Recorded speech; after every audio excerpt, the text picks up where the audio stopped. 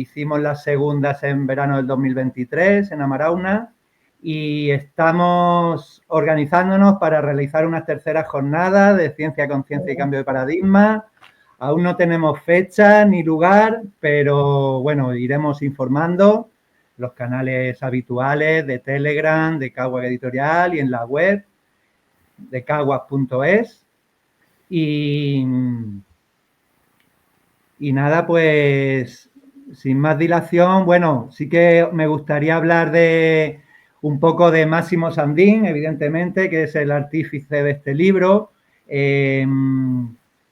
Nosotros empezamos en la editorial, bueno, empezó siendo Crimentales, se la fundó John Ortega, nuestro compañero que hoy está presente también.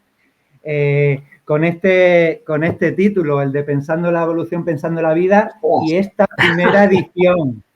Esta fue la primera edición con la que empezó todo. Luego ya sacamos una segunda edición, bueno, es la edición más actual que tenemos, que es esta de Pensando la Evolución, Pensando la Vida, la biología más allá del darwinismo. En Cagua, que hemos tenido otros títulos que tienen mucho que ver con Máximo Sandín, ¿no? Como por ejemplo un capítulo del libro del Darwin, El sapo y la charca. Y nada, pues no me quiero enrollar aquí con un poco la biografía de Máximo, pero sí que quería leer pues un poco la biografía que tenemos en el título en concreto que vamos a presentar hoy. Ya sabéis que Máximo Sandín es doctor en antropología biológica por la Universidad Autónoma de Madrid, donde ejerció su labor docente e investigadora desde 1977 hasta el año 2010. En 1995 dejó a un lado el que había sido su principal campo de investigación durante 2 décadas, la ecología humana, para centrarse por completo en el estudio y la reflexión crítica sobre la teoría evolutiva. Sus trabajos aportan una visión transdisciplinar que integra áreas tan diversas como la paleontología, biología del desarrollo, biología molecular, microbiología o historia de la ciencia, entre otras. Además de numerosos artículos, es autor de los libros, algunos de los que he nombrado ya, Madre Tierra, Hermano Hombre, Introducción a la Ecología Humana, de Ediciones La Torre, 1998, Darwin, el sapo y la charca, que ya lo he nombrado, que fue publicado en 2010, y el de Pensando la Evolución, Pensando la Vida.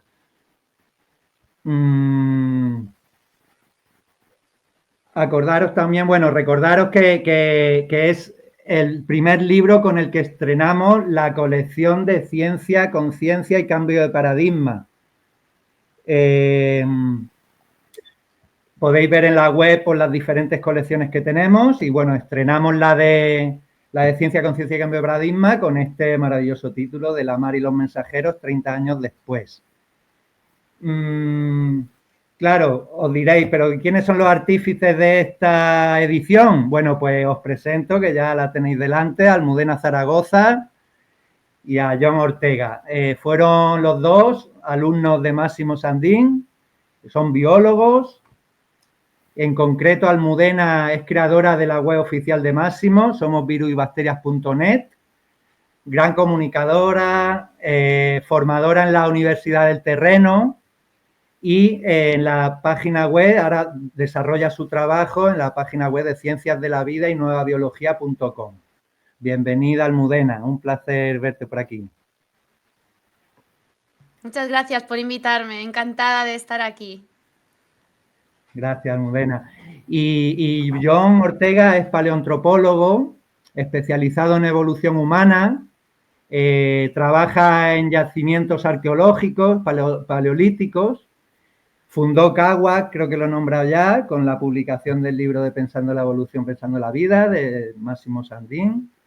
Y ahora también está haciendo sus pinitos como formador en la LUT, en la Universidad del Terreno. Y pues no sé si me dejo algo más en la presentación. Bienvenidos a todos los participantes, a todos los que estáis esta tarde, bueno, lluviosa aquí en Murcia, en mi caso, y nada, pues vamos a pasar un ratico, una hora, hora y media, pues presentando este libro, contextualizándolo y bueno, y el motivo por el que nos hemos encontrado aquí todos. Así es que bienvenido, John, bienvenida Almudena. Si quieres empezar a participar, John. Vale, muy bien. Bueno, muchas gracias, Abraham, por presentarnos, por esos libros que te has sacado del baúl de los recuerdos, que me ha impactado ver esa primera edición del Pensando en la Evolución, que tiene ya casi 20 años, ¿eh? Otro que también habrá que hacerle un homenaje dentro de poco. Y bueno, pues nada, un placer estar aquí con todos vosotros. Y bueno, pues deciros que yo me siento cada vez más entusiasmado con esta edición, porque cuanto más releo este libro, más me doy cuenta de lo pionero que fue, de la lucidez con la que se escribió hace ya 30 años. Me parece una pasada. Fijaos que ahora mencionabas lo de la Universidad del Terreno. La semana que viene me estreno, tengo un webinario que se titula La evolución de los paradigmas, que trata, voy a tratar acerca de cómo la ciencia que conocemos hoy en día, o digamos la narrativa dominante de la ciencia de hoy, se ha ido construyendo en contraste con esa proyección que se da de sí misma como un relato súper fundamentado empíricamente, con unos cimientos empíricos muy sólidos. En contraste con esta imagen que tiene, realmente lo que voy a mostrar en este webinario es cómo en gran medida se ha ido construyendo en base a supuestos preconcebidos, en base a creencias, esquemas preconcebidos, y bueno, el webinario va a tener una parte en diferido y una en directo. La de diferido la grabé la semana pasada, y después de grabarla, releyendo el libro de Lamarck, fue como, wow, o sea, es que qué bien está explicado esto aquí, hace ya 30 años, es una pasada, es que lo podía haber cogido perfectamente como base para, por lo menos para gran parte del webinario. Y como digo, cada vez me voy dando más cuenta del valor que tuvo este libro, por cuándo se escribió, además. Y cada vez me siento más feliz de que lo hayamos rehabilitado de alguna manera, porque es un libro que llevaba pues un montón, no sé cuánto tiempo, llevaba muchos años completamente descatalogado, desaparecido del mapa. Y aquí tengo que agradecer a Almudena, que fue por iniciativa suya, que me insististe, John, tenemos que editar en Lamarck. Y yo te decía, bueno, sí, es que estoy muy liado ahora, tal, ¿no? Me decía, aquí hay muchos libros que hay que sacar, hay muchos libros, tenemos un montón Sí, ahí sí. en la... Sí, entonces Bueno, gracias en ese por momento haber insistido. estabais muy atareados porque fue toda la vorágine del 2020, entonces eso supuso una avalancha para todos de trabajo extra brutal, ¿no? Sí. Pero bueno, al final lo hemos conseguido, John, ya lo tenemos aquí. Sí. Y realmente es algo muy a celebrar. Vamos, yo estoy contentísimo con cómo ha quedado, con estas acuarelas tan bonitas de Nuria González.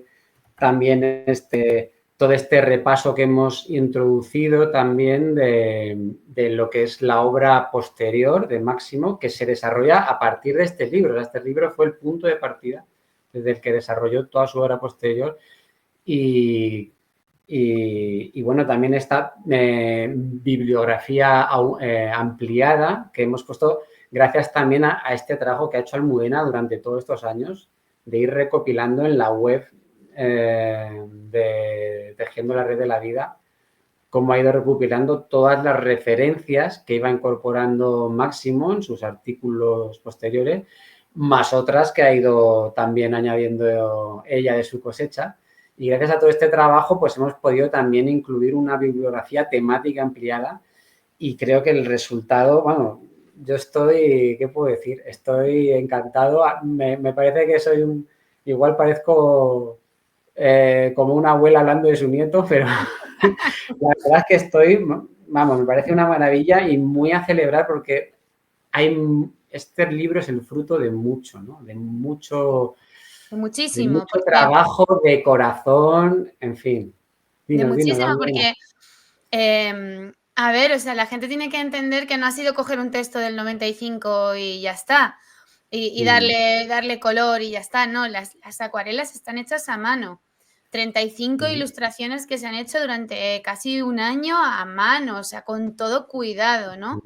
Y luego la bibliografía que tiene detrás, los anexos, si cabe en el libro hay simplemente una muestra, dijéramoslo así, de lo que en realidad se ha hecho de recopilación bibliográfica, porque, claro, no se podía poner todo, era imposible, aparte tampoco era necesario, ¿no? En papel, pero realmente yo he hecho un trabajo de casi 3 años de revisarme todos los artículos de Máximo, todas las publicaciones, el libro una y otra vez, para incluir en la bibliografía citas de todos sus trabajos posteriores. Es que no sabéis el ratón de biblioteca tan exagerado que he tenido que hacer durante todo este tiempo para, claro, imaginaros, sacar una cita de cada trabajo en cada sección de bibliografía y luego añadir trabajos del año 2020, 2021, 2022 que se han publicado en la literatura científica que corroboraban muchos de los principios que él hablaba ya en el 95, que es quizás, si cabe, lo que más valor tiene, ¿no? El ver cómo se ha ido afianzando esa semilla que él plantó en el año 1995, ¿no? Ver cómo realmente, pese al ostracismo en el que vivimos, ¿no? Y la oscuridad que nos rodea, la literatura científica ha ido tumbando el viejo paradigma. Pero claro, nadie se entera, ¿no? Porque realmente la literatura científica solo la leemos 4 ratones de biblioteca aquí presentes, porque nadie se va a meter a bucear en toneladas de información, embriología, historia de la ciencia, genes Hox, transferencia horizontal. En fin, la gente, bueno, se lo hemos dado muy mascado, ¿eh? Así que sepáis que esto es un regalo que os hemos hecho porque está todo súper mascadito y listo simplemente para disfrutar. O sea, es un libro para disfrutar. Pero bueno, que sepáis que detrás lleva muchas, muchas horas de tiempo y el tiempo es lo mejor que alguien te puede regalar porque eso no vuelve. Y bueno, también que sepáis un poco que en la web somos bacteriasyvirus.net, que la he tenido que hacer nueva entera, de arriba abajo, porque claro, no podíamos mantener una web del año 2010. Bueno, aparte que nos la habían tirado abajo, habían desaparecido todos los vídeos de Máximo. Bueno, ha habido unos años en los que es como si la información fuera desapareciendo por momentos, ¿no? Y ha habido que remodelarlo todo otra vez. Entonces, ahora la web es nueva. Ahora, si entráis, vais a ver que todos los vídeos de Máximo Sandín están en un canal nuevo. Todo eso se ha tenido que recuperar. Se han tenido que reescribir. En fin, ha sido un currazo. O sea, que no penséis que todo está en las tapas de este libro. Que hay mucho más y comprarlo para, oye, darnos un agradecimiento, ¿no? Y daros a vosotros un gusto, un regalo de tener esta joya que durante mucho tiempo muchísima gente la ha intentado comprar y no estaba disponible. Uno de los motivos por los cuales yo me embarqué en esta cruzada de volverlo a sacar, porque valía 300 euros de segunda mano. Yo le decía a John que hay gente que lo ha comprado por 200, por 300, el del año 95, la gente como loca que no está en PDF, que no se puede descargar. Y yo le decía a John, esto hay que sacarlo, pero ya. Aunque bueno, tú me dijiste que eso es más habitual de lo que yo pensaba que esto no era habitual, ¿no? Pero parece ser que la gente con los libros antiguos hace un negocio que no veas. Yo eso no lo sabía. En fin, pero bueno, que sepáis que tenéis una joya en todos los sentidos. Y nada, agradecida de haber podido poner mi montañita de arena para que eso sea así. Vale, muy bien. Pues muchas gracias por la presentación, John, Almudena. Sí, y quizá queríais ya pasar a la presentación en sí, ¿no? Tenemos unas pequeñas diapositivas muy bonitas, se han quedado, John, y si quieres... Han quedado muy bonitas. A ver, espérate. A ver, ahí están. Vale. Sí, bueno, esto he hecho unas diapositivas así como seleccionando unos botoncitos de muestra de los diferentes capítulos. Desde aquí no sé si lo voy a poder leer. Disculpadme un segundo que me lo voy a poner aquí a pantalla completa. ¿Vale? Voy a leer la cita que he seleccionado del primer capítulo. Dice, la diferencia conceptual más profunda y con mayor contenido ideológico o filosófico es la posición entre la idea lamarckiana de una dirección, una finalidad en la evolución, frente al paradigma neodarwinista dominante en la biología actual, de cambio al azar sin sentido ni dirección. Esta creencia, que se escuda en una actitud de falsa modestia, atribuyendo al hombre un sentido casual y no necesariamente mejor que cualquier otro organismo, esconde en realidad una exacerbada soberbia. El universo es entonces una máquina que podemos conocer y manejar. Esto convierte a la ciencia en una entidad omnipotente, el nuevo mito moderno, que permitirá antes o después conocer y manipular todo, hasta la vida misma. Entonces, claro, es que en este primer capítulo, que me encanta el arranque que tiene, básicamente Máximo nos sitúa un poco en el significado o en la trascendencia de lo que va a plantearnos, ¿no? Empieza explicando cómo realmente, pues claro, la noción que tengamos o la percepción que tengamos de la evolución de la vida, pues condiciona la percepción que tenemos de nosotros mismos, de quiénes somos y cuál es nuestro lugar en la naturaleza, etcétera, etcétera, etcétera. Entonces, aquí, desde el punto de vista, da en el clavo de por qué la visión lamarckiana de la evolución es tan difícil de asimilar para el científico moderno, ¿no? Porque el científico moderno que se ha criado y se ha educado dentro de una visión del mundo, de una forma de ver las cosas, de una forma de ver las cosas profundamente mecanicista, realmente, ¿no? Y esto me incluye a mí. Yo recuerdo que esto, cuando fui alumno de Máximo, me quedó clarísimo que el cuento que nos habían contado sobre la evolución se caía por todas partes, pero esto me costaba a mí entenderlo, este concepto de finalidad, de que en la naturaleza, este reconocimiento de que en la naturaleza hay una finalidad. Esto es realmente muy difícil de asimilar para la mentalidad moderna. En la visión lamarckiana de la evolución, en los seres vivos anida una intención. Y esa intención es un ingrediente fundamental en la evolución, porque la propia acción, la propia actividad de los seres vivos es el verdadero motor de la evolución, ¿no? Entonces, y luego en el segundo párrafo dice una cosa también muy interesante, porque dice que esta visión neodarwinista de que el origen del cambio es completamente aleatorio, ¿no? De que la evolución se produce por fenómenos completamente ajenos a la actividad de los organismos, ¿no? Que son fenómenos realmente mecánicos, estas mutaciones aleatorias. Esta visión puede dar una falsa impresión de modestia, pero realmente, dice Máximo, esconde una exacerbada soberbia, porque si el universo es como una máquina, esto le da a la ciencia ese estatus de entidad omnipotente que antes o después va a conseguir conocer todos los mecanismos de los que se compone esta máquina y va a poder manipular completamente a placer la naturaleza. ¿Qué opinas, Almudena, de esta? ¿Te ha gustado esta cita que he seleccionado? Ostras, aquí has dado en un punto caliente, ahí en un hot spot, Muy como diríamos los biólogos, has dado en un hot spot. A ver, realmente el concepto de teleología, es decir, del propósito de las cosas, es uno de los puntos fuertes del dogma darwinista, ¿no? Porque, de hecho, lo crea Huxley cuando en la escuela francesa estaba habiendo un debate abierto sobre la evolución que llevaba 200 años antes tratándose en los ámbitos científicos.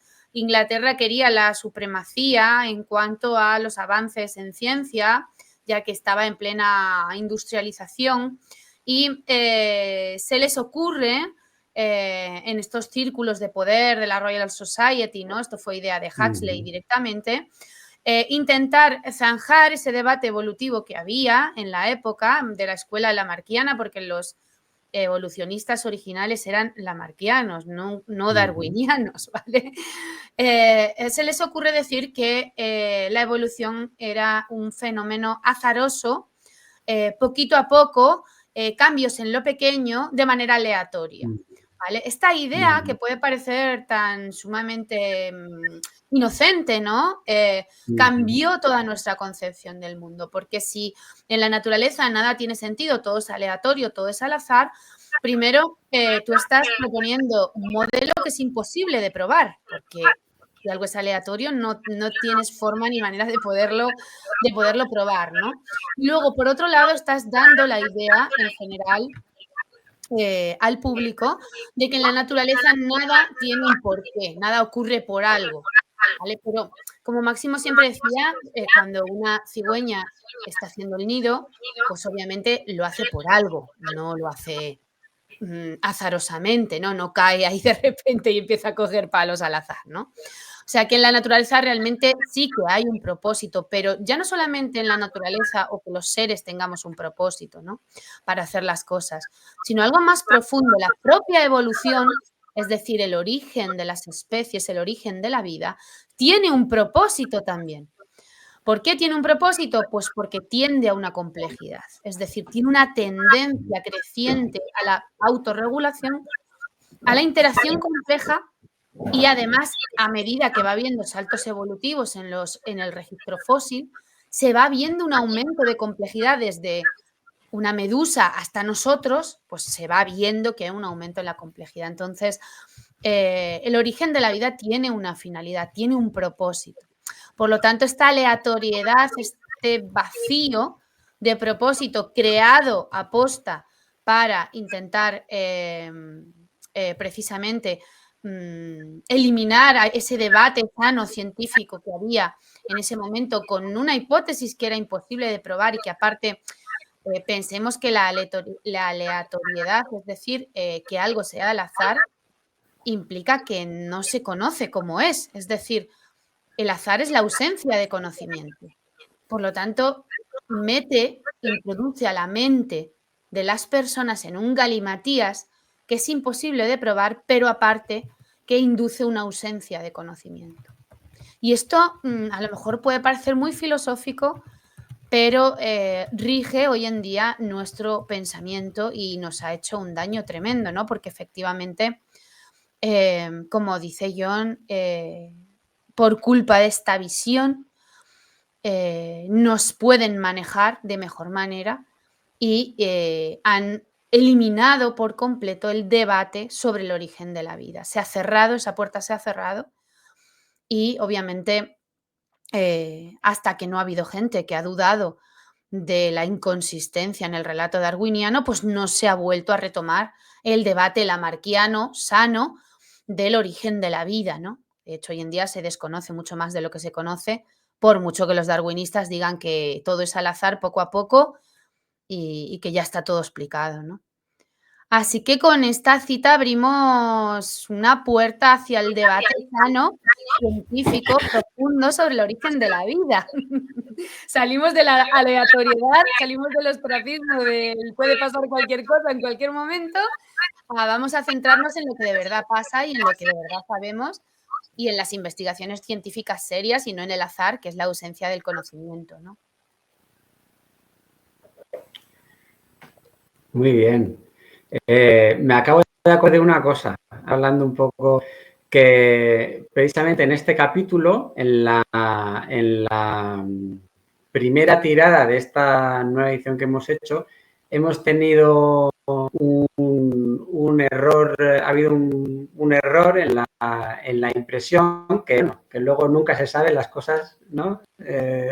Porque son realmente, si son al azar o no, pero el caso es que ha habido una duplicación de, digamos que al final del capítulo, a partir de la página 27 y hasta el final del capítulo, hay un texto duplicado.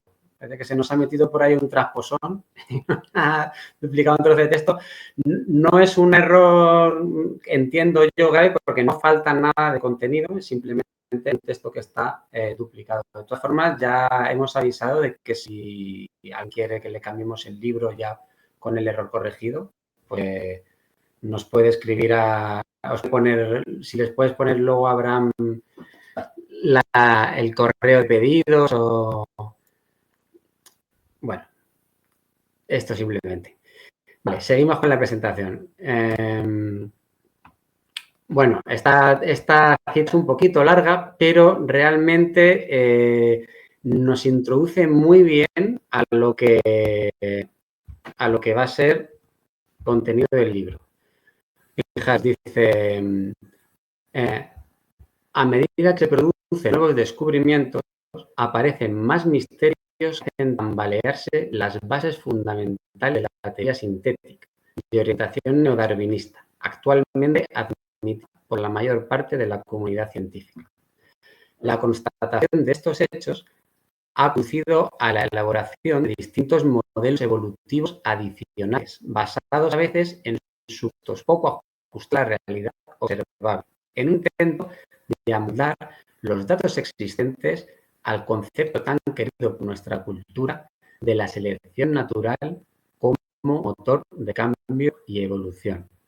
Entonces, fijaos que estos dos primeros nos dan una idea bastante buena del contenido de este libro, ¿no? Por un lado, en este libro es una compilación de toda esa evidencia que se ha ido acumulando en contra de este paradigma central de la biología moderna, porque esta teoría sintética que estamos mencionando, si hay alguien que no lo conoce, teoría sintética se llama porque aunó el concepto mendeliano de la genética y el concepto darwiniano de la selección natural.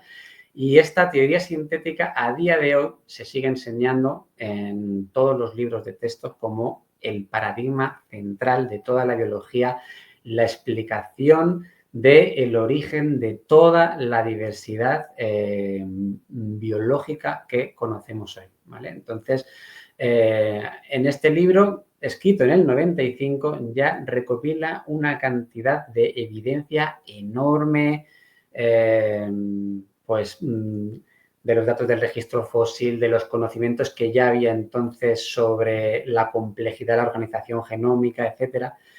Y recopila toda esta evidencia y además nos habla de esto que dice aquí en el segundo párrafo, que es muy interesante también, esto de los modelos evolutivos adicionales. Esto es lo que yo llamo las teorías ad hoc, ¿no? Que a medida que se van constatando hechos que no cuadran con el paradigma del que se partía, se van construyendo modelos cada vez más enrevesados para intentar dar una explicación a esos hechos aparentemente contradictorios con la teoría dentro del marco teórico de la teoría. Esto tiene que ver con lo que os comentaba yo al principio, ¿no? De cómo en gran medida la ciencia que conocemos hoy se ha ido construyendo a base de supuestos preconcebidos, ¿vale? Entonces, pero lo mejor es lo que dice en el tercer párrafo. Dice, el origen de esta actitud tan poco científica, aquí está hablando de cómo se van creando estos modelos para intentar ajustar con calzador la realidad a la teoría, ¿vale? Dice, el origen de esta actitud tan poco científica está en las barreras conceptuales que el paradigma dominante una determinada forma de percibir y concebir el mundo pone al pensamiento científico, que se ve obligado, más o menos conscientemente, a asumir determinados prejuicios y preconceptos surgidos en un contexto cultural, la escuela racionalista del siglo XIX, en el que la visión del mundo estaba fuertemente condicionada por una confianza sin límites en el método y unos conocimientos científicos limitados. Es decir, que nos está diciendo que esta teoría sintética en realidad hereda toda una forma de ver el mundo que es un preconcepto, un concepto asumido de una forma de ver el mundo que está muy enraizado, ¿vale?, en nuestra psique hoy en día, que viene del siglo XIX, en realidad ya lo vemos en el siglo XVI, ¿no?, este paradigma con Descartes, racionalista, mecanicista, etcétera, pero que sí ciertamente en el siglo XIX sufre una radicalización, ¿vale?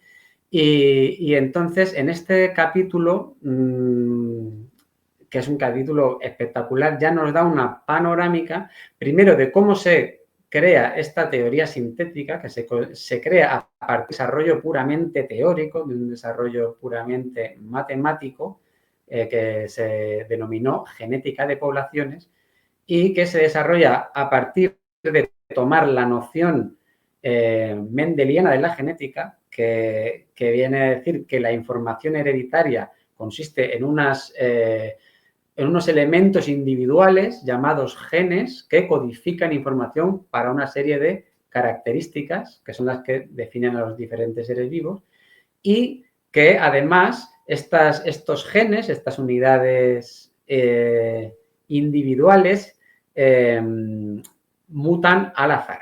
Entonces, el modelo de la genética de poblaciones lo que intenta demostrar es que la evolución ha podido suceder como resultado de la sustitución gradual de unos genes por otros, de unos genes mutados al azar que, nuevamente, al azar han conferido algunas ventajas adaptativas a sus portadores y les ha permitido sobrevivir y reproducirse con más éxito, ¿vale? Esto es en lo que consiste la genética de poblaciones. Un modelo puramente teórico, una representación matemática que asume una serie de supuestos que hoy sabemos que no se cumplen en la naturaleza.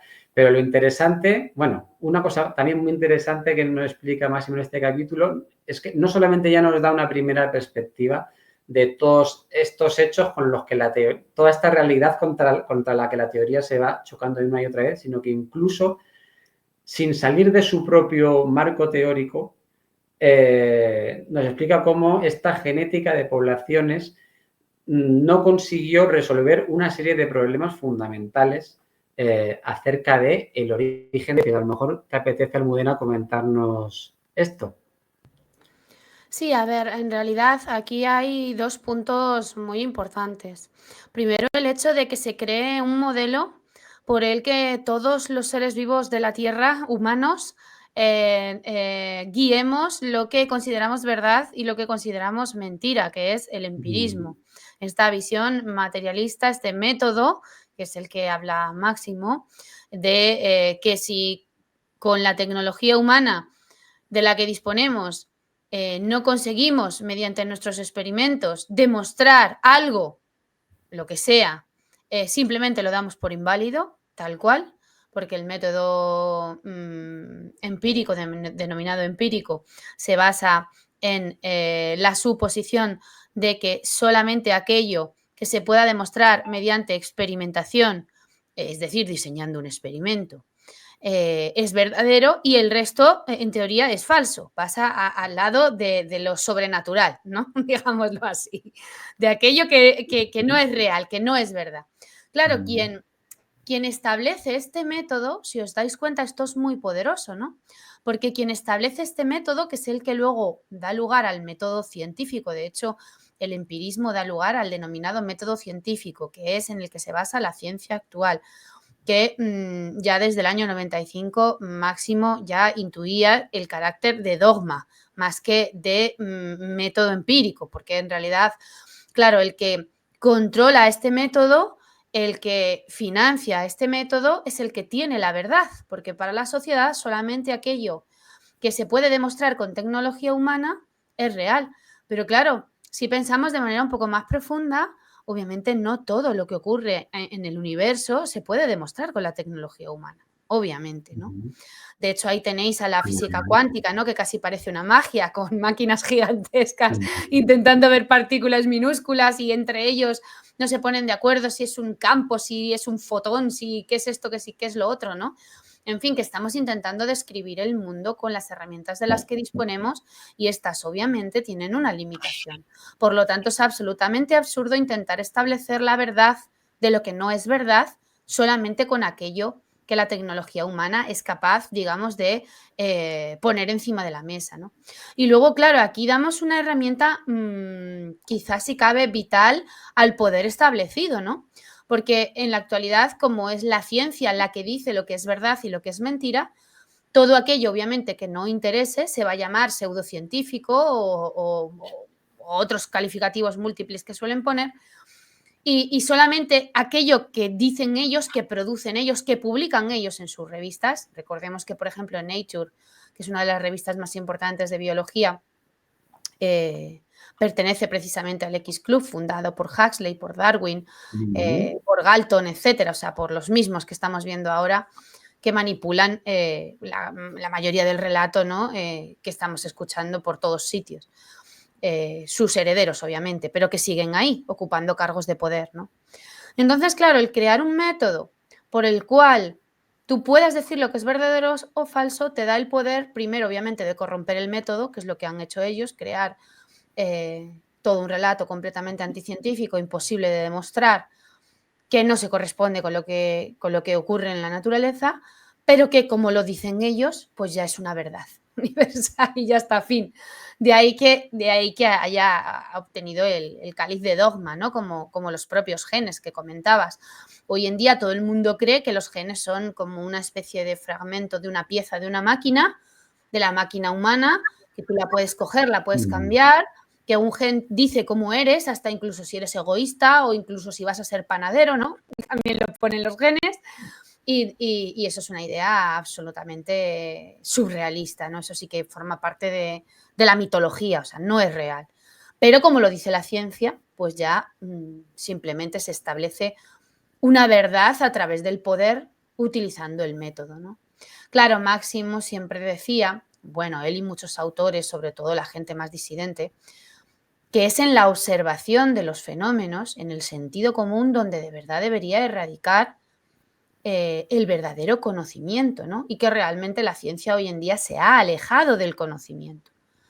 No le interesa, de hecho, el conocimiento. Le interesa establecer un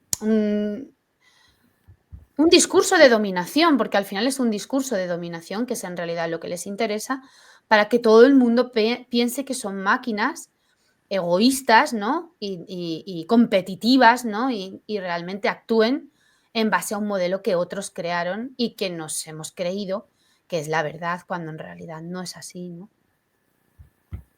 Esa es un poco la idea. Muy bien. ¿Abraham, has puesto esta diapositiva por algo? ¿O... Vale. Venga, nos íbamos por aquí. Muy bien. Pues voy a pasar a leeros. Muchas gracias, Almudena. Otra cita que también del capítulo 2, que dice lo siguiente. La formación de nuevas especies en el interior de su área de distribución era admitida como la más común hasta que la genética de poblaciones demostró que era casi imposible. Según el modelo basado en los cambios de frecuencias génicas que produciría una divergencia gradual, la movilidad de la especie produce una mezcla permanente en la población y aunque tenga distintos nichos ecológicos, siguen siendo interfecundos porque se mantiene el flujo genético entre ellos. Bueno, esto lo que viene a explicar es que realmente se encontró este modelo teórico, lo que os comentaba antes, que ya antes de chocarse con la realidad, ya sin salirse de su propio marco teórico, se encontró con problemas muy gordos. Porque, claro, si nos plantea que la evolución se da por sustitución de unos genes por otros, de forma gradual, ¿qué ocurre? Que no puede explicar el fenómeno de la diversificación. ¿Por qué se ha generado toda esta diversificación de miles y miles y miles de especies? Porque en las poblaciones siempre hay un cierto flujo génico, ¿no? Siempre hay y entonces los individuos de una población en su área de dispersión nunca dejan de ser interfecundos. Entonces, al final, la única explicación realmente que consigue dar al fenómeno de la diversificación es mediante el aislamiento geográfico, lo que se llama la explicación alopátrica. Todo lo que no sea eso, ha intentado desarrollar modelos cada vez más enrevesados, cada vez más complicados y realmente ninguna funciona. Y claro, no es verosímil que todas las especies que existen hoy en día se hayan creado por un aislamiento geográfico, ¿no? Entonces, para ello, la única explicación real es un cambio brusco que aísle reproducir a un grupo de población, una revolución genética que cae fuera de la capacidad explicativa de la genética de poblaciones. Genetistas como Lejeune o Goursy han sostenido que la evolución de las especies ha debido ocurrir esencialmente mediante reordenaciones cromosómicas. Entonces, ¿cómo han podido producirse y fijarse en las poblaciones? Bueno, es que esto es muy bueno también. Esto que veis aquí es el cariotipo humano. Resulta que cada especie tiene un cariotipo, tiene un número y una forma de cromosomas determinada. Y eso es lo que hace que seamos interfecundos entre nosotros. Es la definición biológica de especie, porque gracias a que tenemos una misma organización cromosómica, mismos cromosomas con la misma forma, pues se puede producir el proceso de meiosis y recombinación. Entonces, por muchos genes que se sustituyan, por muchos alelos que se sustituyan, que como los llaman, ¿no?, a estas versiones de los genes, si el cariotipo es el mismo, vamos a seguir siendo de la misma especie. Para que una especie pueda realmente convertirse en otra, tiene que haber una reorganización cromosómica. Este es un concepto con el que la genética de poblaciones se da de cabeza, ¿no? Aparte, esto es solo uno de los muchos problemas que se encontró, ¿no? También está este enigma de Haldane, ¿verdad, Almudena? Que uno de los propios pioneros de la genética de poblaciones se dio cuenta de que según el modelo, simplemente para que un gen se sustituyera completamente por otro, un solo gen, el tamaño de la especie, de la población, tenía que reducirse tanto que prácticamente comprometería su propia existencia. El dilema de Haldane se llama. El dilema de Haldane. Haldane era un matemático y genetista que diseñó parte del modelo matemático de la genética de poblaciones, que es una asignatura que se imparte en todas las universidades y máster a día de hoy. O sea, no penséis que esto es del siglo XIX ni XX. No, esto es pura actualidad. Seguimos estudiando los biólogos modelos de hace 200 años que no tienen ninguna base científica, pero aquí estamos castigados. Y resulta que Haldane lo que se dio cuenta es que si tú aplicabas la genética de poblaciones a las poblaciones reales de especies, tenderían a desaparecer, se extinguirían. O sea, porque claro, tenéis que entender que la presunta selección natural, que yo a posteriori de todo este trabajo de Máximo he descubierto muchas más cosas de la selección natural de las que Máximo contaba, porque solamente el término selección natural, el conjunto de términos ya fue creado precisamente para condicionar al interlocutor para creer algo que no es real. De hecho, es una figura lingüística que se llama oxímoron, es decir, son conjuntos de palabras que no significan nada, selección natural. que la naturaleza no selecciona nada. Es como fuego amigo o como crecimiento negativo, también son oxímoron, son palabras que juntas no significan absolutamente nada, pero ya condicionan al interlocutor, ¿no? Realmente, si os dais cuenta, la selección natural no crea nada, porque para que algo sea seleccionado ya debe de existir. Es decir, si yo tengo una cesta con manzanas verdes, rojas y amarillas y a mí me gustan las rojas y yo las selecciono, las manzanas ya deben de existir para ser seleccionadas. Por lo tanto, la selección no crea la diversidad de vida que se ve en la Tierra, ¿no? Y luego es bastante curioso porque la selección natural, en teoría, bueno, es un engaño total, ¿no? Pero si existiese algo como una selección de la naturaleza de organismos más aptos frente a otros menos aptos, tenéis que pensar que fijaría los caracteres de los individuos, no generaría diversidad. Porque si yo continuamente solo selecciono las rojas, las rojas, las rojas y las rojas, porque son las más aptas del cesto de manzanas, para mí, un seleccionador que nadie sabe quién es, obviamente solo existirían las rojas, no existirían ni las verdes ni las amarillas, que se habrían extinguido, ¿no? Entonces, realmente, si damos vueltas a este concepto y tratamos desde el sentido común de, bueno, si no supiéramos que es un engaño total, que esto está creado por la ingeniería social del siglo XIX, ¿vale? Porque esto es ingeniería social del siglo XIX total. Si no supiéramos que es un concepto completamente creado para confundir, ¿no? Realmente simplemente con que usáramos un poco el sentido común, ¿no? En este ámbito que estamos hablando de la vida, del origen de la vida, realmente la selección nunca podría crear nada. Y si de verdad actuase, lo que tenderíamos es a tener seres cada vez más parecidos entre sí y cosas cada vez más parecidas entre sí, porque realmente una selección cogería solamente a ciertos tipos de individuos y los demás no existirían, ¿no? Entonces, realmente esto es un galimatías, pero tiene mucho sentido en cómo pensamos hoy en día en biología y en la vida en general, porque nos han introducido en la mente el concepto de que la naturaleza cruel es capaz de seleccionar individuos que tienen mayores capacidades que otros.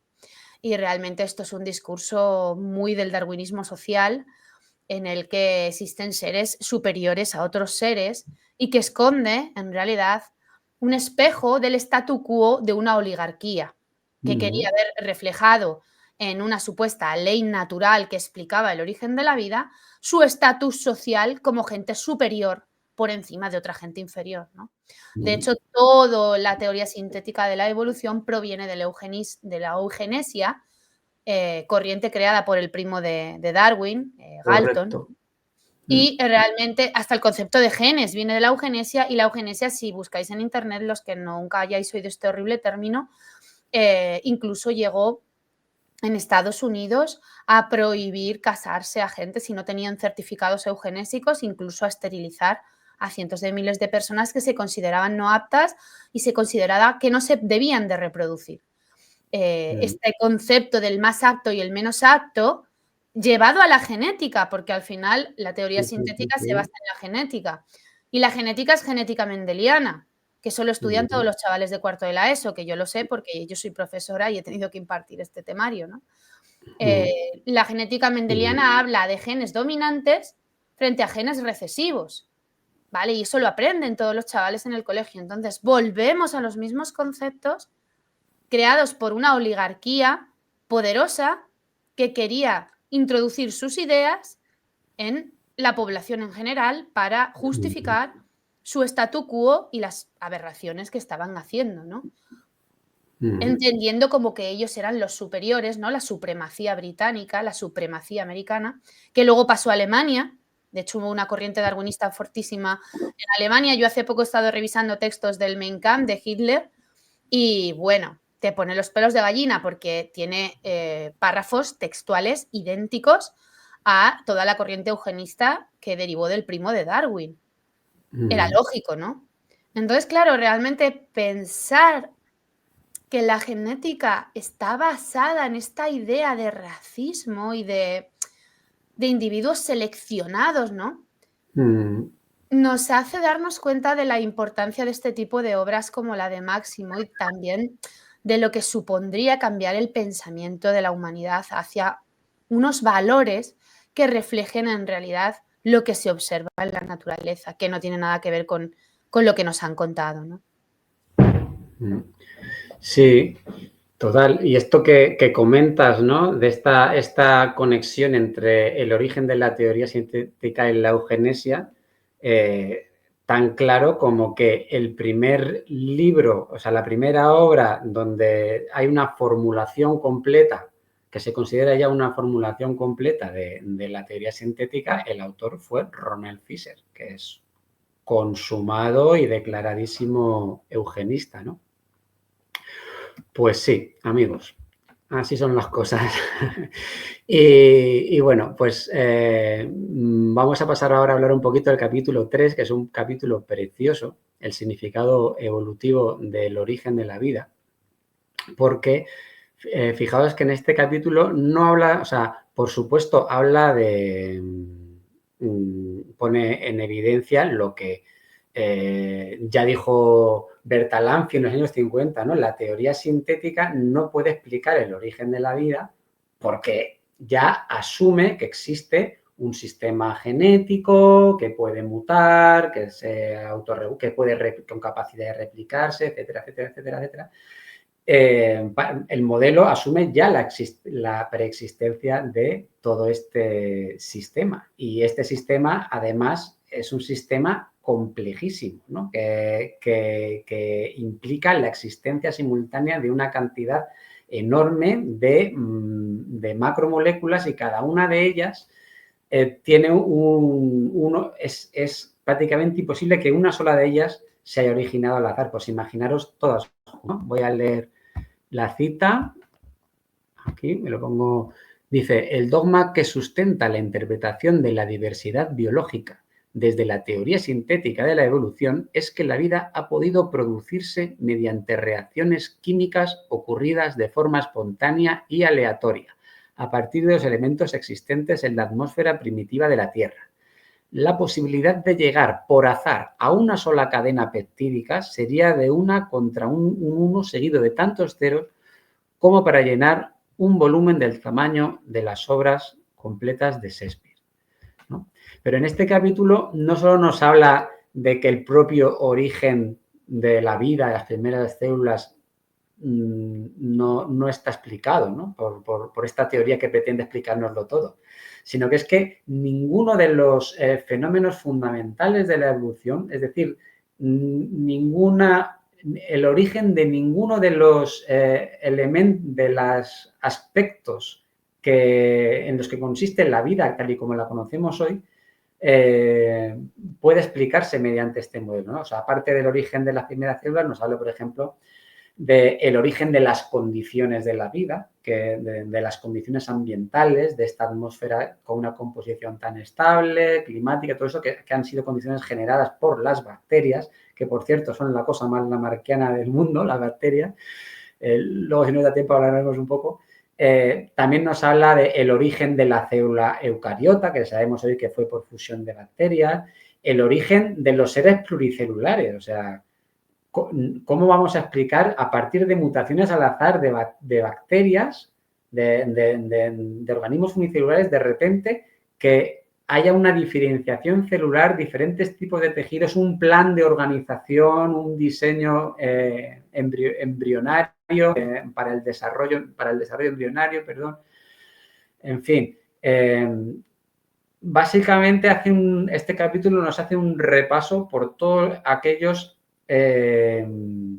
hitos fundamentales en la evolución de la vida que quedan completamente fuera de la capacidad explicativa de la teoría sintética.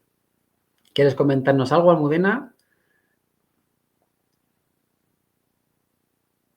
Ay, tienes el micro pues desactivado. Ya está, gracias. Cuando uno llega a la conclusión de que todo el modelo evolutivo del origen de la vida está basado en prejuicios y no en explicaciones científicas, pues obviamente lo lógico, lo siguiente, el paso número 2, es buscar realmente las evidencias que nos lleven a tratar de explicar realmente cómo funciona la vida y cómo se originó la vida. si bien obviamente son preguntas muy amplias que tocan muchas ramas de la biología, tocan la vida entera, ¿no? Es algo inmenso, es todo lo que conocemos, la vida es todo.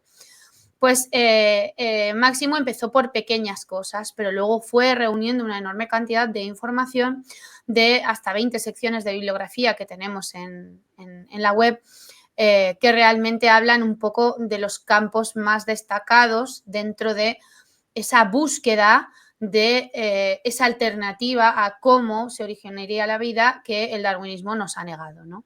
Y entre ellas habla, obviamente, de que no podría ser la aparición de las especies por una cadena de errores azarosos, mutaciones, que esto lo repiten todos los biólogos, tristemente, como si fuera la Biblia.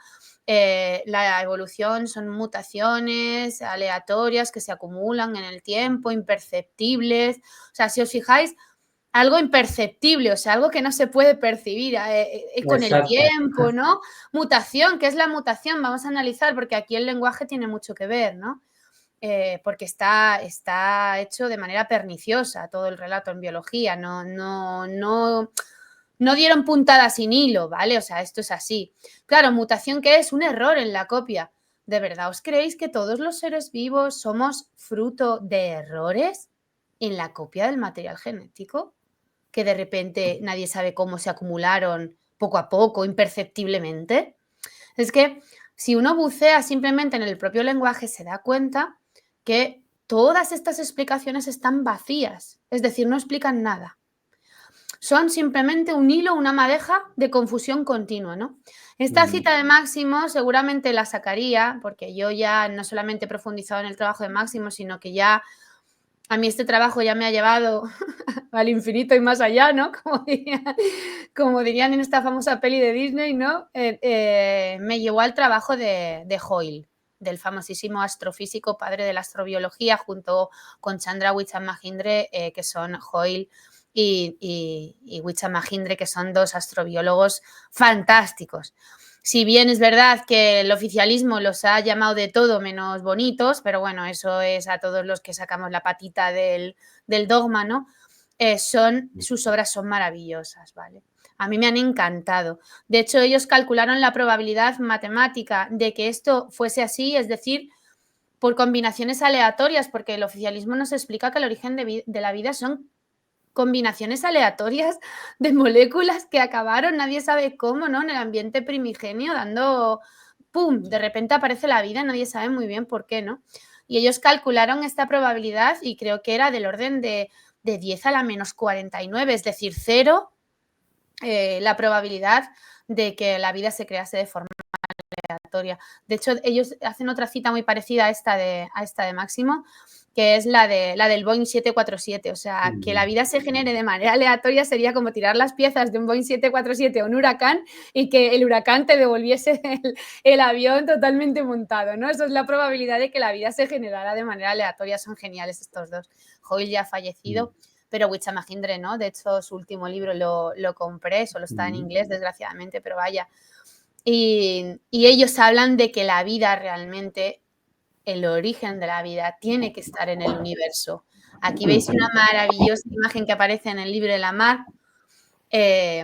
de lo que es la galaxia, ¿no? Y claro, cuando ya hablas de esto a los biólogos les puede dar, bueno, a los biólogos y a los seres humanos les puede dar un cortocircuito. Si ya decimos que la vida es inherente al universo y que se propaga a través de él y que somos extraterrestres, ¿no? Que provenimos de bacterias extraterrestres, pues imagínate, ¿no? ¿Qué idea podemos generar en la gente? Pero es que resulta que es la hipótesis con más pruebas a favor.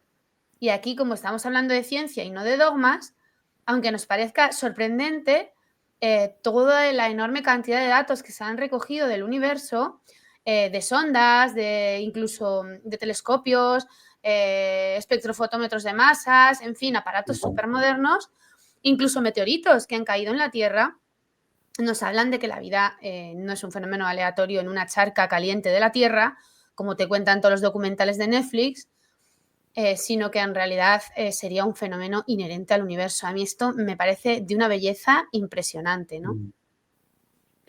Sí, hay En el capítulo este de aspectos astronómicos comenta que estos micrococos que tienen la capacidad de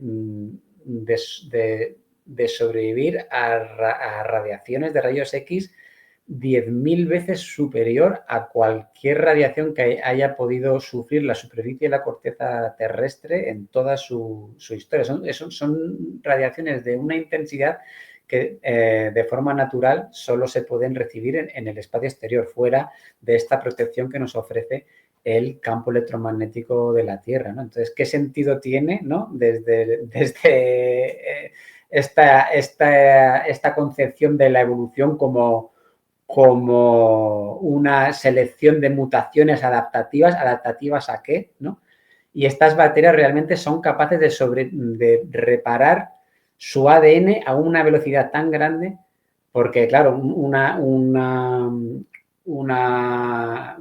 el impacto de una radiación de este calibre lo que hace es desnaturalizar las cadenas de ADN. Entonces, es como que en las bacterias tienen capacidades extraterrestres, o sea, tienen capacidades que les permitirían su supervivencia en el espacio, ¿no? Y es muy bonito, ¿no? También en este capítulo cómo se hace toda esta conexión entre la vida y el universo, ¿no? Que, como bien dices, es herencia de Hoyle. Realmente el libro de Máximo tiene mucho de Hoyle, realmente, ¿no? La cita que hemos explicado también que está de las probabilidades que son equivalentes a tantos ceros como libro de Shakespeare, todo esto, todas estas observaciones, incluso también la hipótesis de los virus como fuente de novedad evolutiva, ¿no? Todo esto lo trajo Hoyle en los años 80. Pero bueno, yo quería pasar, porque recuerdo que en el anterior ya hicimos una presentación de este libro en diciembre, y me acuerdo que me quedé así un poquito con las ganas de que habláramos del tema del registro fósil. Lo digo porque nos queda ya muy poquito tiempo. Y en la última presentación me quedé un poco con esa espinita, ¿no? Porque es otra parte muy interesante del libro, porque fijaros que este modelo de la teoría sintética, tal y como está descrito, implica que la evolución ha tenido que ser necesariamente gradual. Claro, fijaos, si la evolución es que unos genes se van sustituyendo por otros a lo largo de las generaciones y hasta que al final la especie acaba transformándose en otra cosa, pues claro, eso tiene que ser, además, para que la selección natural pueda tener un efecto creativo, un efecto creador, ¿no? Si la selección natural, para que la selección natural cree las formas orgánicas que conocemos, solo puede ser a base de acumular pequeños cambios. Pero claro, si el cambio sucede de golpe, pues evidentemente ya no es la selección natural la que ha creado ese cambio, ¿no? Entonces, por eso ahí se aferra tanto a la noción de gradualismo, ¿no? El paradigma dominante de la biología, ¿no? Y claro, el registro fósil en ningún momento nos muestra esa transición gradual de una especie a otra, ¿no? Y aquí llegan estas teorías ad hoc que os comentaba, ¿no? Se habla de la especiación peripátrica. No, bueno, es que esto puede ser porque es que la especiación sucede en la periferia de los ecosistemas, en lugares restringidos en el espacio y en el tiempo, ¿no? Pero el propio Gould, ¿no? Que era un tío súper inteligente y fue el que realmente, porque él fue un paleontólogo brillante y él se daba cuenta de todas las contradicciones que planteaba el registro fósil con el neodarwinismo, y él intentaba explicar las cosas mediante este tipo de teorías, pero a él mismo no le satisfacían, ¿no? Es muy interesante leerlo. Él decía, bueno, pero es que la evolución no puede haberse creado siempre, no ha podido tener lugar siempre en otra parte, ¿no? ¿Por qué no la vemos? ¿Por qué no? ¿No? Y esto ocurre no solo a nivel de origen de las especies, ¿no? Sino, como nos dice aquí Máximo, dice, los fenómenos de explosión en número y diversidad de las especies, seguidos de largos periodos de estasis, también se pueden comprobar a nivel de grandes clados, de los grandes tipos de organización animal. Es decir, que este fenómeno de la estasis que nos muestra el registro fósil, que no os lo he explicado, lo explico ahora, es lo que viene a decirnos es que las especies fósiles no muestran un cambio gradual, sino que se mantienen estables a lo largo de mucho tiempo. A lo largo de millones de años, las especies se ven estables, aparecen de golpe, están estables durante millones de años y luego desaparecen de golpe. Y aquí lo que nos dice Máximo es que esto no ocurre solo con las especies, como decía Bull, sino incluso ocurre con los diferentes taxones, con los diferentes tipos de animales, ¿no? Por ejemplo, aquí habla de los mamíferos, dice, si en el Paleoceno inicial los mamíferos, 65 millones de años, los mamíferos repartidos por la extensión de la selva tropical y subtropical que llegaba hasta las zonas polares eran todavía pequeños y uniformes animales, fundamentalmente arborícolas, pronto aparecieron los diseños fundamentales reconocibles hoy día. Lo cierto es que a finales del Paleoceno, 57 millones de años, ya existían ampliamente repartidos los grandes diseños actuales de los mamíferos. Los ungulados, los roedores, los primates, etcétera. Yo me acuerdo que, ¿no? A mí me impresionó mucho esto, ¿no? Cuando estoy acordando de cuando conocí a Máximo en mis tiempos, ¿no? Que él decía, pero fijaros cómo mirar la escala temporal, cómo en menos de 15 millones de años tenemos todos los tipos de mamíferos, desde el murciélago hasta la ballena, sin formas intermedias, ¿no? ¿Qué está pasando aquí? ¿Almudena? Sí, la verdad que este libro bebe mucho de tanto Stephen Jay Gould, un biopaleontólogo que murió en el año 2001, me parece, que es magnífico, tiene libros maravillosos, como La vida es maravillosa, como, en fin, bebe mucho de él y de Lynn Margulis, que también es otra bióloga, también fallecida, creo, en el año 2011, maravillosa. Es decir, este libro tiene una fusión de corrientes que en aquella época estaban muy en pañales, pero que se estaba hablando de cosas maravillosas, muy contrarias, ¿no?, al dogma oficial. Yo siempre digo que por aquella época había más libertad, había más librepensadores, ¿no? Porque muchos de los grandes críticos que tú y yo admiramos mucho y que hemos seguido mucho tu obra, como también Von Bethany y demás, son como de esta época, ¿no?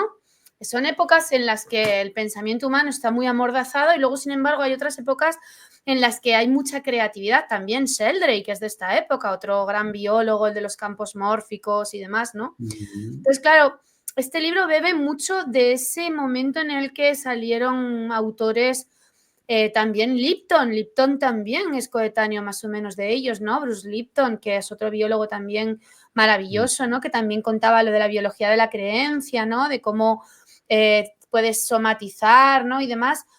También Lanka, y mira que Lanka, por ser alemán, es el más alejado quizá de ellos, pero fíjate que yo últimamente he profundizado mucho en todos los escritos que ha dejado y también percibo esas ideas de la cooperación en la vida, de que la genética no es lo que nos han contado, de que ese fenómeno que no sé por qué ocurriría en esa época, ¿no? En la que estos, yo considero grandes biólogos como Máximo, ¿no? Yo los considero personas para mí muy influyentes y que a mí, de hecho, vamos, me ha maravillado su trabajo.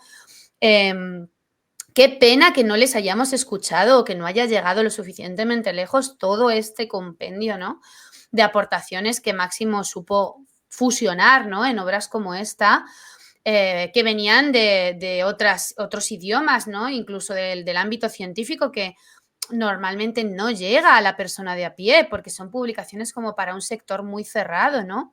Y qué bonito, ¿no?, es poder leer estas aportaciones en libros en castellano para todos los públicos de divulgación científica, ¿no? El registro fósil es una de las armas, si cabe, más hirientes que ha tenido siempre el darwinismo, pero no de ahora.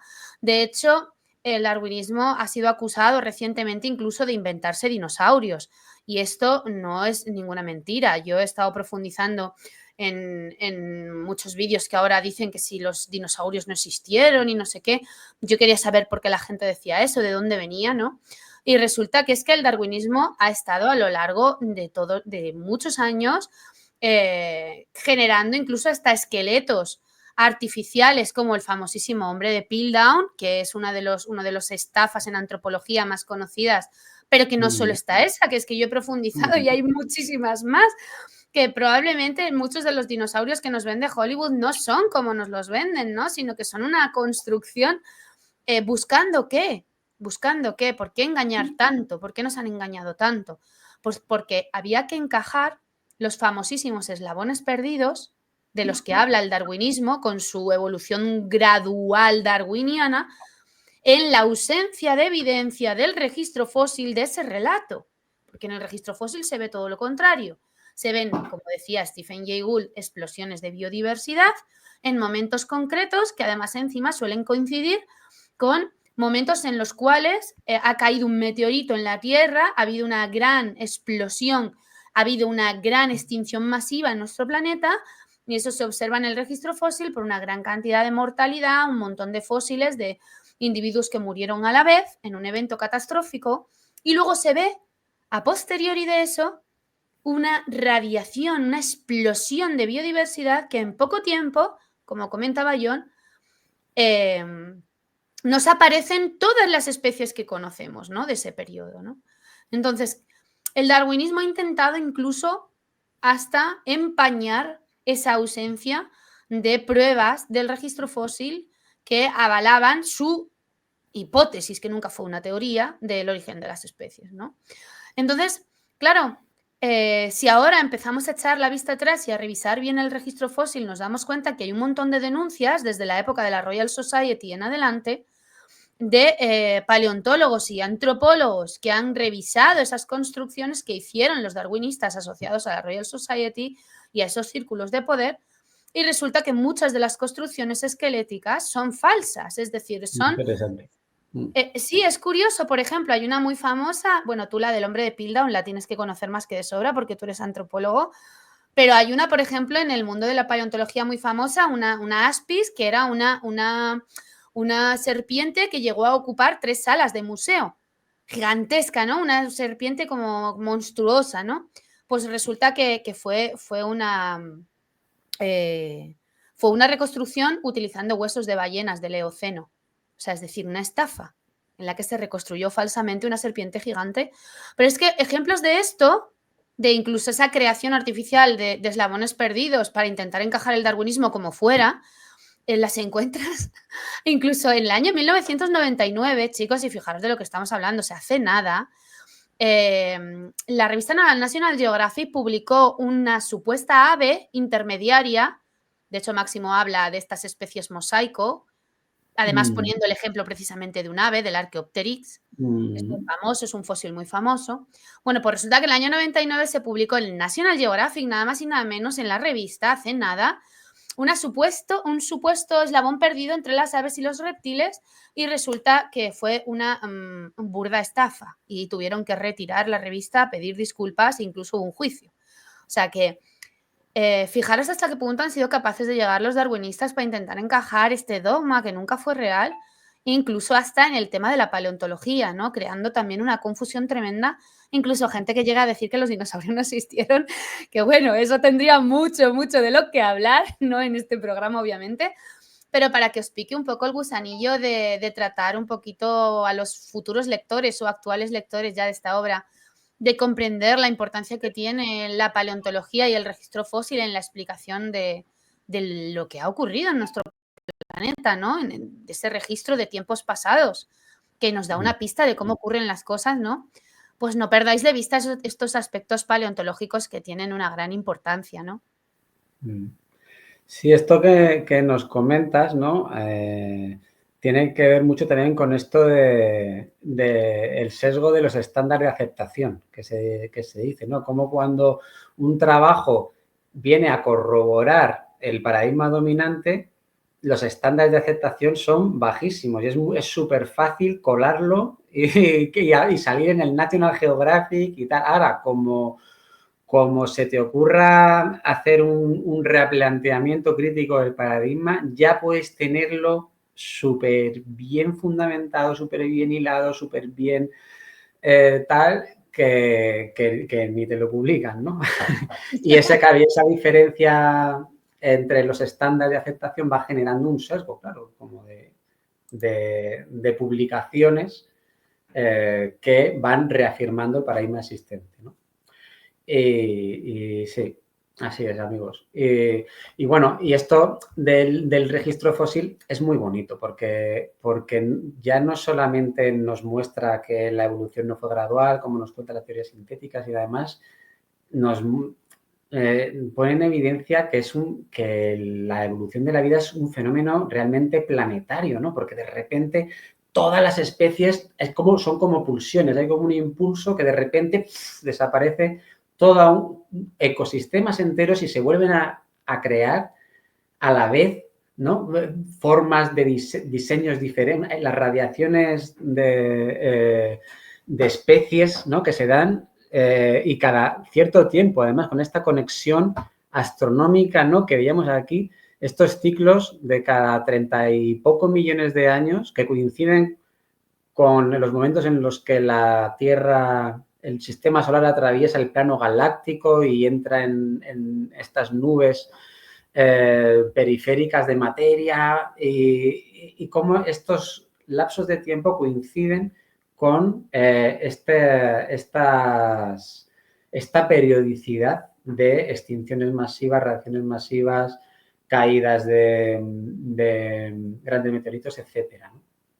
Una cosa muy bonita, ¿no? De repente ves la evolución de la vida como algo planetario conectado con el cosmos. Bueno, nos da tiempo a un poquito más, ¿cómo lo veis? Venga, vamos a leer por lo menos una más. ¿Tenemos alguna pregunta, Abraham, algo? Hay algún comentario, pero quizá para el final, sí. Si queréis ir terminando, son las 7:18 minutos.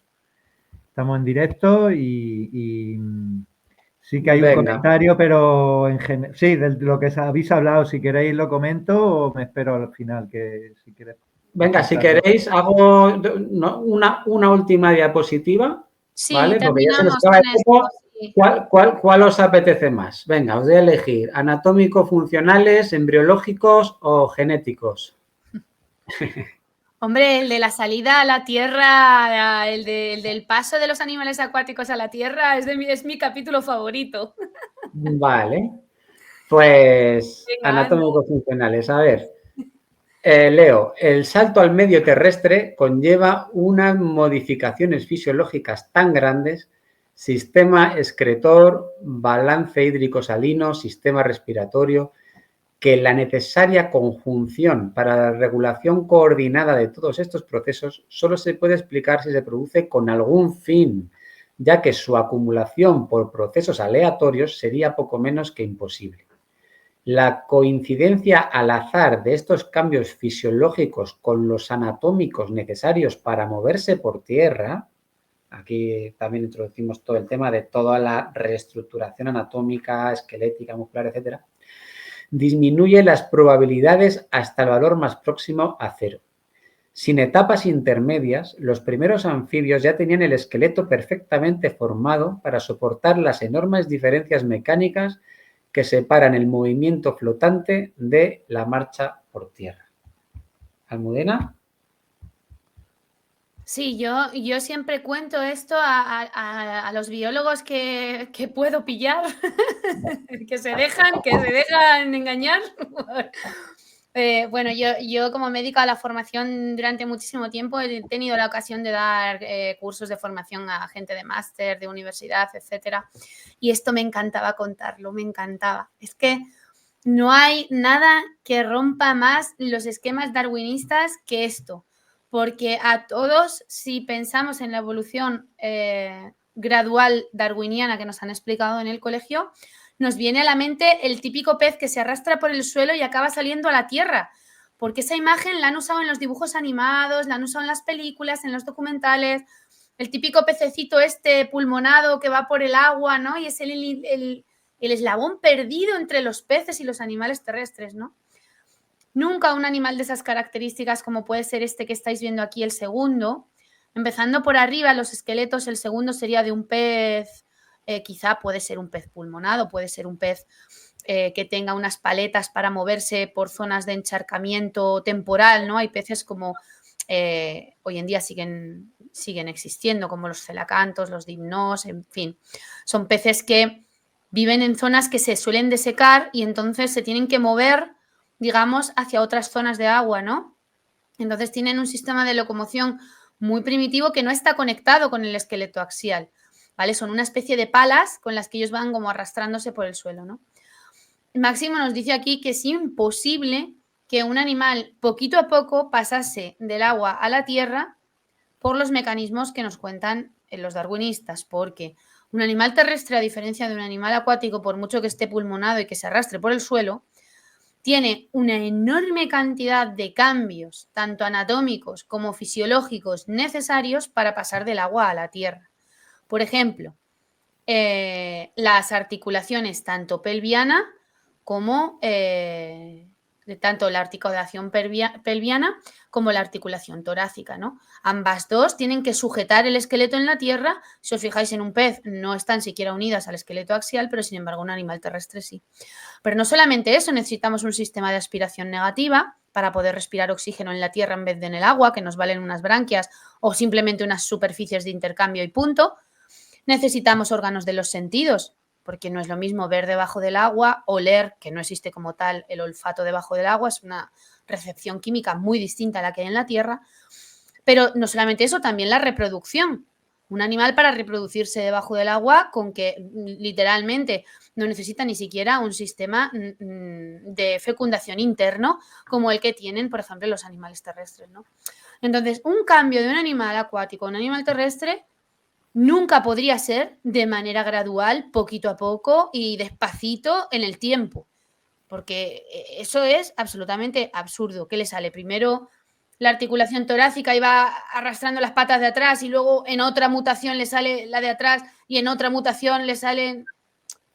Es decir, para que haya un cambio realmente de un ecosistema acuático a uno terrestre, jamás podría ser de manera gradual y poquito a poco como nos explican los darwinistas, sino que tendría que ser una transformación anatómica a nivel global compleja de lo que es todo el organismo. Y regulada, es decir, coordinada, porque no te va a salir un pulmón en la chepa o una aleta y luego una pata. No, tiene que haber un plan embriológico coordinado entero que forme al nuevo organismo para poder colonizar la Tierra, ¿no? Y aquí viene lo bonito, John, aquí viene lo gordo.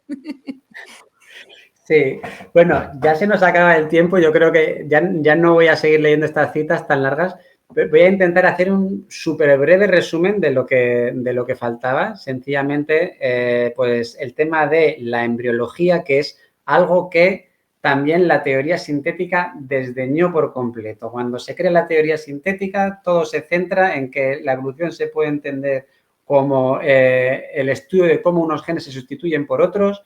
Se desarrolla un modelo completamente teórico y se desdeña por completo el estudio de la morfogénesis orgánica, realmente cómo sucede el origen de las formas orgánicas que conocemos. Actualmente hay una rama muy súper interesante que se llama la biología evolutiva del desarrollo, que ha rescatado ese estudio de la morfogénesis y desarrollo embrionario como clave para entender cómo se origina y cómo evoluciona la vida, y nos muestra un panorama que está a años luz del que nos describe la teoría sintética. Hasta aquí podemos leer porque no nos queda tiempo.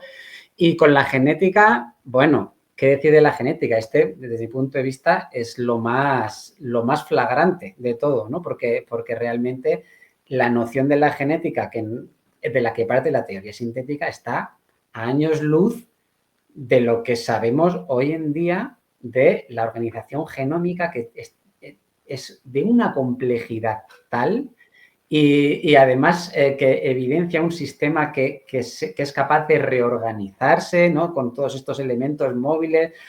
bueno, que ya no cabe esa interpretación de la genética como un conjunto de elementos individuales que puedan mutar al azar, ¿vale? No tenemos tiempo. En la embriología solo comentar lo del tema de la transformación, ¿no? Que es un ejemplo muy bueno de cómo podría haber surgido un organismo nuevo. Precisamente el ejemplo que tenemos en los artrópodos, ¿no? A todo el mundo se le viene en la cabeza la oruga que acaba siendo una mariposa o en las ranas, por ejemplo, en los sapos o en los tritones, ¿no? El subadulto que tiene branquias o que es un animal acuático, ¿no? Como el renacuajo con su pulmoncito acuático y luego se transforma en un animal terrestre, ¿no? O sea, realmente los artrópodos son el grupo más numeroso después de las bacterias de seres vivos de la Tierra, ¿vale? Con una abundancia aproximada de unos 5 millones de especies. O sea, en la Tierra es primero de las bacterias y luego de los artrópodos. O sea, los últimos somos nosotros, que lo sepáis. Y curiosamente ellos tienen un sistema de metamorfosis, de transformación, en la cual tienen la capacidad de reorganizar toda su forma corporal de una cosa a la otra. Una oruga que no tiene absolutamente nada que ver con una mariposa. Por lo tanto, tenemos el ejemplo más fiable y real en la naturaleza de cómo podría surgir una especie nueva a través de un proceso de transformación en la etapa de desarrollo embrionario, ¿vale? Entonces, bueno, esto es ya, bueno, esto es el más allá, ¿no? De todo este tema de los cambios anatómicos fisiológicos coordinados que solamente pueden ocurrir durante el desarrollo embrionario, pero del que tenemos uno de los ejemplos más maravillosos de la Tierra, que es precisamente las mariposas, ¿no? Aunque ya os digo que hay 5 millones de especies en este supertaxón que lo hacen. Por lo tanto, si ya existe en la naturaleza y es algo que ya conocemos, dejemos de explicar las cosas por azar y con un dogma totalmente irracional y vayámonos a lo que conocemos, volvamos a Lamarck y a su maravillosa observación de la naturaleza. Él siempre decía, observa la naturaleza y allí encontrarás las enseñanzas vitales más importantes de la vida, ¿no? Es una de las citas de Lamarck. Y volvamos, como decía Lamarck, otra vez a volver a observar la naturaleza y a eliminar el dogma darwinista de una vez por todas que tanto daño nos ha hecho, ¿no? Qué bonito. Me encanta. Lo de la mariposa es que es una pasada. Y bueno, pues nada, se nos acaba el tiempo.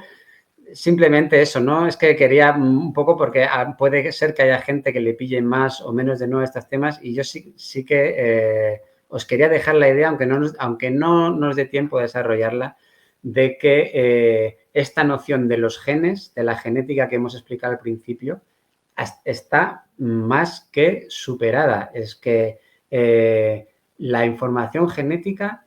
Fijaos que estos genes que cuando se desarrollaron todavía no se habían descrito molecularmente y que luego se identificaron con estas secuencias de nucleótidos que codifican información para sintetizar una proteína, ¿no? Pues estas secuencias de nucleótidos no son las que definen nuestras características, porque las seguimos llamando genes por inercia, ¿no? Igual que los virus, los seguimos llamando virus, aunque la palabra signifique veneno, ¿no?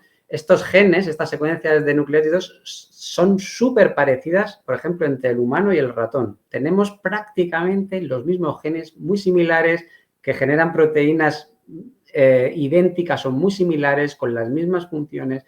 Aquí la verdadera, el meollo del asunto está en la regulación de la expresión génica.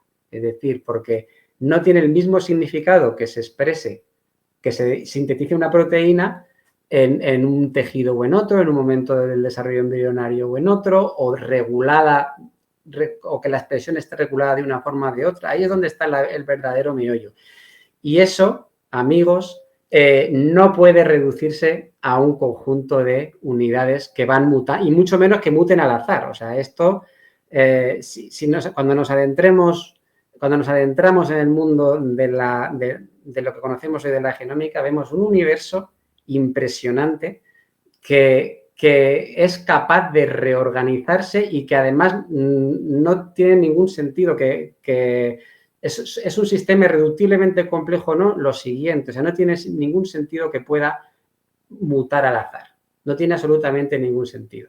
Esa era la idea y bueno, pues en la última diapositiva también mencionamos un poquito a esto que comentaba de las bacterias, que son súper lamarckianas, porque realmente las bacterias, que representan la mayor parte de la historia de la vida en la Tierra y que son las que han dado origen a todos los genes del metabolismo, y o sea, que son las que han dado la vida, las que nos dan, y resulta que las bacterias, el esquema de la teoría sintética no tiene absolutamente ningún sentido para ellas, porque cuando hay un gen o una información genética que tiene una utilidad adaptativa, ellas no necesitan esperar a que se vaya sustituyendo un gen por otro por efecto de la selección natural. No, ellas directamente comparten la información genética con sus compañeras.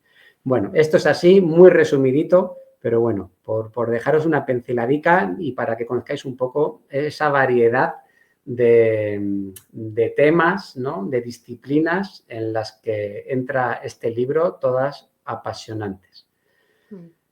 Muy bien, pues se nos acabó el tiempo. Podemos, si queréis hacer una última intervención, o Abraham, si quieres decirnos algún comentario de alguien. Sí, que no sé si la nombraba antes, que las ilustraciones son de Nuria Sofía González, que son todas, vamos, todas las que han aparecido en la presentación están realizadas por ella. Y luego el libro también está maquetado y diseñado por Luis Rojo, compañero amigo de la editorial. Y nada, pues sobre todo pues agradeceros que yo soy especialista en antropología social y cultural, a veces ciertos términos, y le pasará a la gente también de biología, pues pueden parecernos un poco difíciles, pero es verdad que Máximo Sandín con este título intentó ser lo más divulgativo posible también. Quien tenga una mínima comprensión lectora evidentemente lo va a entender. Siempre tenemos de ayuda, podemos tener un diccionario de biología o un diccionario en general. Y sobre todo, pues eso, agradeceros a vosotros, los editores, bueno, en este caso John y Almudena, por la publicación de este maravilloso libro, que habéis podido ver algunas de las imágenes y algunas de los textos de artículos, o sea, citas del propio Máximo. Y de comentarios del público, de la gente. Abraham, ¿puedes poner el libro en pantalla que están preguntando? ¿Puedes poner lo que es la portada del libro? Así físicamente, sí, claro. Creo que la primera diapositiva lo tenía también, por si queréis apuntarlo. Sí, La Mar y los mensajeros 30 años después. Tenéis aquí, os lo voy a pasar si queréis, donde está disponible, lo podéis ver abajo en la página web de caguas.es. Y cualquier duda sobre lo que ha comentado John, de esa pequeña errata que hay de que se desdobla un texto, un párrafo, pues podéis consultarnos en la web de pedidos, o sea, perdón, en el email de pedidos@caguas.org, y también para pedidos fuera de España. Y hay un par de comentarios, no son tanto preguntas, sino comentarios. Y bueno, pues yo creo que estamos ya con el tiempo un poco justo, son las 7:35. Y si queréis añadir una última intervención, John, Almudena, pues No, para es que estaba con el micro puesto. Cuando decías lo de la errata, digo que los ejemplares de la primera tirada vienen con una duplicación transposónica en el primer capítulo. Y que bueno, que así está, ¿no? Tiene su autenticidad, tiene su gracia, pero que si los queréis cambiar, no falta nada de contenido, pero que si los queréis cambiar, pues podéis escribir, mira, a esta dirección, a esta, la que acaba de poner justo ahora. Es curioso deciros que el título original no es La Mar y los mensajeros 30 años después.